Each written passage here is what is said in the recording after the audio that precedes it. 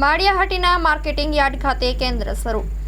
APMC દ્વારા Maliya Hatina marketing yard ખાતે તુવેરનો પાક સરકારી ટેકાના ભાવે ખરીદી કેન્દ્રનું શુભારંભ કરવામાં આવ્યું છે।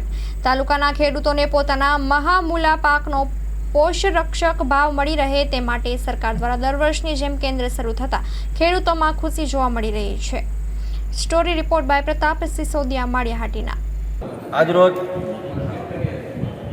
માળિયાહાટીના માર્કેટિંગ યાર્ડ ખાતે સરકારશ્રીના ધારાધોરણ મુજબ તુવેરની ખરીદીનો શુભારંભ કરવામાં આવ્યો છે। ખેડૂતોને પોષણક્ષમ ભાવ મળે એના માટે થઈ અને કળાયા મંડળી દ્વારા માળિયા તાલુકાના ખેડૂતોને પોષણક્ષમ ભાવ મળે એના માટે તુવેરની ખરીદીનો શુભારંભ કરવામાં આવ્યો છે અને આની અંદર અમે તુવેરની ખરીદી પણ શરૂ કરી દીધી છે અને ખેડૂતોએ પણ સંપૂર્ણ સપોર્ટ આપ્યો છે।